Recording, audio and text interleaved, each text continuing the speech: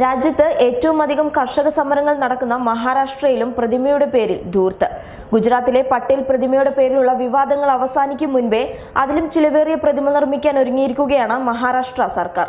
അറബിക്കടലിൽ നിർമ്മിക്കുന്ന ശിവാജിയുടെ പ്രതിമയ്ക്ക് ഏകദേശം 3643.78 കോടി രൂപ ചിലവ് വരുമെന്നാണ് പുറത്തുവരുന്ന വിവരങ്ങൾ.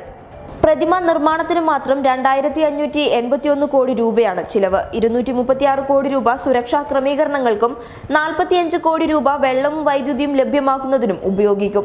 പ്രതിമ നിർമ്മിക്കുന്നതിനുള്ള കടൽഭിത്തി നിർമ്മാണം 2019-20 ആരംഭിക്കുമെന്നാണ് സൂചന. എന്നാൽ പുതിയ കണക്കുകൾ നിരത്തി സർക്കാർ വൃത്തങ്ങൾ പറയുന്നത് ഇത്ര തുക ചിലവാകില്ല എന്നാണ്.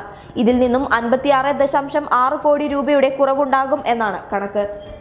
3000 കോടി രൂപ ചിലവിട്ടാണ് ഗുജറാത്തിലെ പട്ടേൽ പ്രതിമ നിർമ്മിച്ചത്. ലോകത്തിലെ ഏറ്റവും ഉയരം കൂടിയ പട്ടേൽ പ്രതിമയുടെ ഉയരം 182 മീറ്ററാണ്. ശിവാജിയുടെ പ്രതിമ നിർമ്മാണ ചെലവിൽ മാത്രമല്ല ഉയരത്തിലും പട്ടേൽ പ്രതിമയേക്കാൾ കൂടുതലാണ് എന്നാണ് ലഭിക്കുന്ന വിവരങ്ങൾ. News desk public Kerala.